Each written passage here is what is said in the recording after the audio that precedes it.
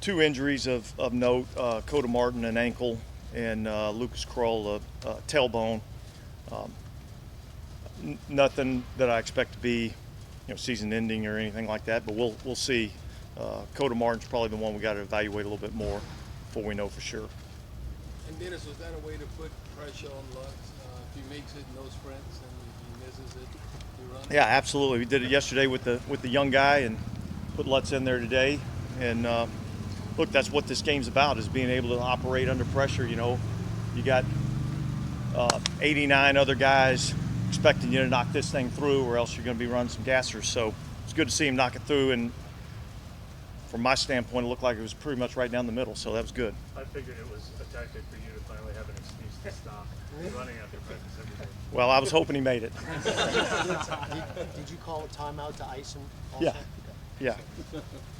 Dennis, do you have any update on Demario? No, I mean, he's got a calf. We'll monitor him and see how it's going. I'm not going to get into any timelines, but again, it's not going to be anything that's really significant. Yeah, who all had veteran rest days? I don't remember exactly who it was. Tyrann Mathieu, I know, was one of them that had a vet rest day. Taysom Hill. There's three guys today that had vet rest days. Ramczyk.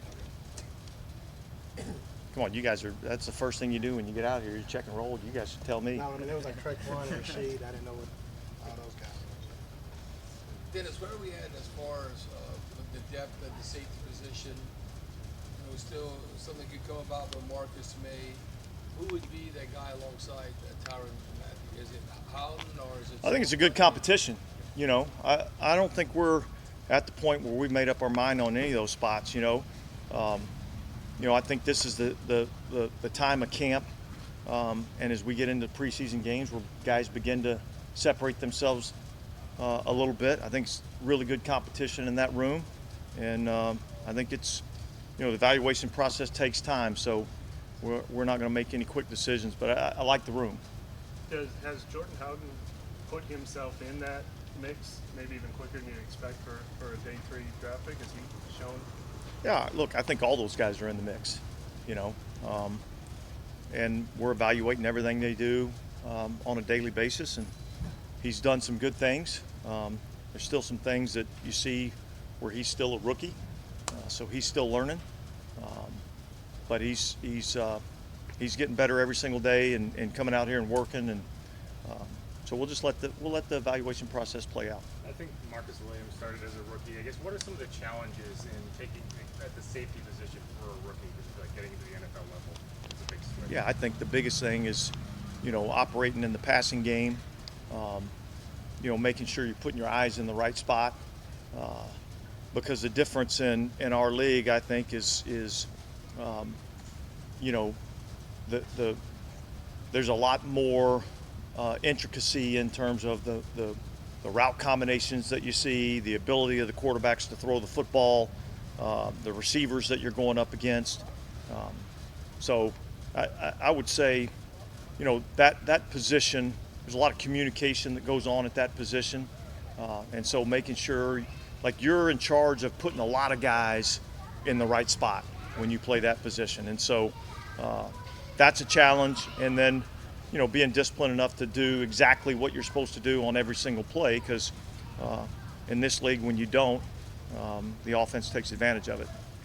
Dennis, when you look at Ugo Amadi, would you consider him, I guess, obviously the more you could do, possibly, even though you're looking on the depth on the roster, he's noted as a safety, but a nickel corner, and also could be. Yeah, we've kind of worked him at both roles in terms of safety, nickel corner. You guys know I like a lot of versatility in those guys, and the more that you can do, the more valuable you are to us on game day.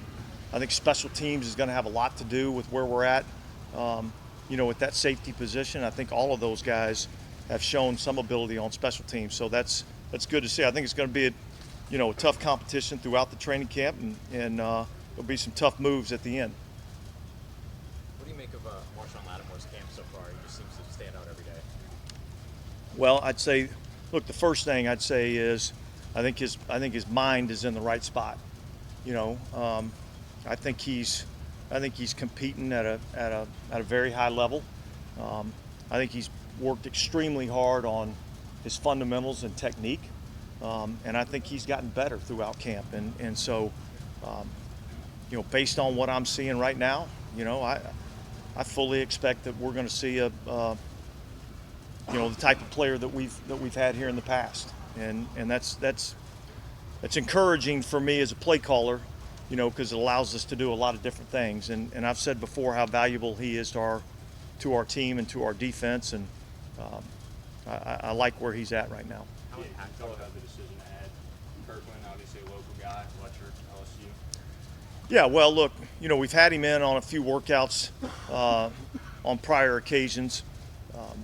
He was a guy that we felt like kind of stood out a little bit in the XFL, both as a receiver and really probably in particular as a special teams player. So that's a value that I think he brings to that group that is going to benefit him. So he's a guy that we kind of had our eye on a little bit, was coming back off an injury and is finally healthy, and so we'll give him a shot, see what he can do. It looks like that battle between Mike and Marshawn is starting to get a little bit more competitive and animated. Like, how does that dynamic help the camp when they're kind of going at it like that? And for Mike just to get those quality looks. I think it's awesome for both those guys.